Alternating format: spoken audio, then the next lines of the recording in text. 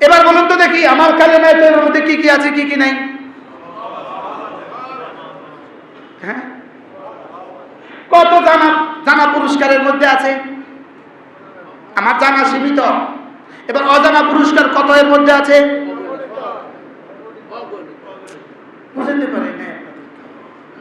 বুঝাতে পারি না। এবার এটা যদি কেউ প্রতিদিন 100 বার করে পড়ে, আরে শুধু একবার পড়লেই তো তার কোটি কোটি কোটি কোটি কোটি কোটি কোটি কোটি কোটি বছরে জান্নাত হয়ে গেছে। এবার সেটা যদি প্রতিদিন 100 বার করে পড়ে, এবার জান্নাতে কত প্রয়োজন তার পুরো হবে? সুবহানাল্লাহ বলে না। কত ভালাই তার পুরো হবে, কত ভালাই তার অর্জিত হবে। এবার কি শুধু জান্নাতে অর্জিত হবে না দুনিয়াতে অর্জিত হবে? তাহলে এবার বলেন আল্লাহ তাআলা আমার সমস্ত ভালাই প্রাপ্তির মাধ্যম কি রেখেছেন? আল্লাহ তাআলার আদেশ। আর একজন মানুষ তার জীবনে সমস্ত ক্ষতি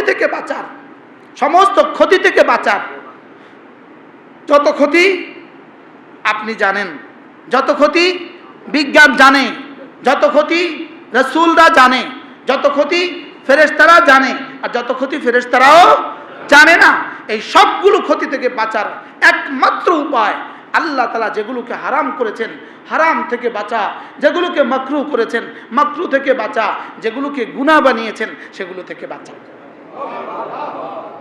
কি হয়?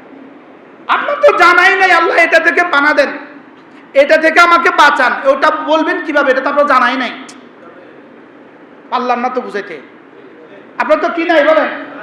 আপনার তো জানাই নাই আপনি ক্ষতি থেকে, ওই ক্ষতি থেকে বাঁচবেন তো দূরের কথা, ওই ক্ষতির পদ্ধতি থেকে বাঁচবেন তো দূরের কথা, ক্ষতি এটা কি হইতে পারে এটাই তো আপনার জানা নাই। জানা আছে? এর জন্য দেখেন মিন শাররি মা খালাকা, সুবহানাল্লাহ,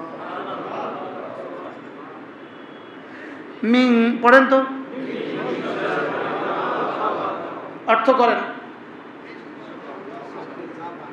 আল্লাহ বলেন আপনি যা যা বানিয়েছেন তার ক্ষতি থেকে আমি আপনার কাছে আশ্রয় চাচ্ছি। এবার বলেন কি কি আছে কি কি নেই? সবাই বলেন।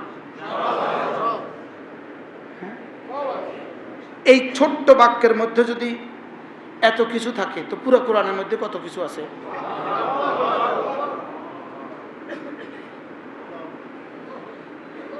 এখন যে জানোয়ার, এক নতুন জানোয়ার নতুন করে আগরতলায় বসে তিনি বিবৃতি দিয়েছেন বাংলাদেশে মাদ্রাসা শিক্ষার প্রয়োজন নাই। কি পোড়া কপাল আর কাকে বলে? এই পাগলের ভাত রাঁধে কে? কি বলে? তার প্রশ্ন মাদ্রাসা শিক্ষা বাংলাদেশে কি দিয়েছে? মাদ্রাসা শিক্ষা বাংলাদেশে কি দেয়? আচ্ছা আমি তো ছোট্ট মানুষ, আমি মাদ্রাসা শিক্ষার বড় কোনো পণ্ডিত নই, মাদ্রাসা শিক্ষার আহামরি কোনো ব্যক্তিত্ব নই, আমি এক আদনা গোলাম, মাদ্রাসা শিক্ষাকে ভালোবাসি। মাদ্রাসা শিক্ষা দেখে আল্লাহ আপনাদের সামনে আমাকে বসার তৌফিক দিয়েছে। আমার এই আধা ঘন্টার বক্তব্যের মোকাবেলায় পৃথিবীর কোনো বিজ্ঞান কোনো বক্তব্য পেশ করুক, সারা পৃথিবীর টেকনোলজি মিলা এর বিপরীত কোনো বক্তব্য পেশ করুক, মনে হয় বুঝেন নাই। সে আমাদেরকে বলুক তাদের থিওরিতে, তাদের শিক্ষা ব্যবস্থায় অজানা লাভ, অজানা পুরস্কার, অজানা ক্ষতি থেকে বাঁচার উপায় কি, আর অজানা লাভ পাওয়ার উপায় কি, একটু বলুক। মাতে না, আরে ঈমান রাখেন না, সে একটু বলুক না, এই জাতীয় কোনো থিওরি একটু বলুক। বুঝতে পারতেছি না, তারপর এই জাতীয় কোনো থিওরি সে বলুক। কি তার অজানা ক্ষতি কি কি আছে সে একটু বলুক, তার অজানা লাভ কি, অজানা বস্তু, অজানা ভালাই কি কি আছে সে একটু বলুক। এবার অজানা বস্তুটা লাভ করার পদ্ধতিটা বলুক। কি কি পরিমাণ বোকার স্বর্গে বাস করে। এজন্য এই বাংলাদেশে যে বা যারা যে যখনই ধর্মীয় শিক্ষার বিরুদ্ধে কথা বলবে, যে যখনই ইসলামী শিক্ষার বিরুদ্ধে কথা বলবে, বুঝবেন এটা মূর্খের ঘরের মূর্খ। সব বুঝবেন এটা মূর্খের ঘরের মূর্খ। কি বলছি বলেন? মূর্খের ঘরে কি? এটা মূর্খের ঘরের মূর্খ। কোন মূর্খ এত দুঃসাহস করতে পারে না, এত বড় স্পর্ধা কোনো মানুষ দেখাতে পারে না। ধর্মীয় শিক্ষা কি করে, মাদ্রাসা শিক্ষা কি করে?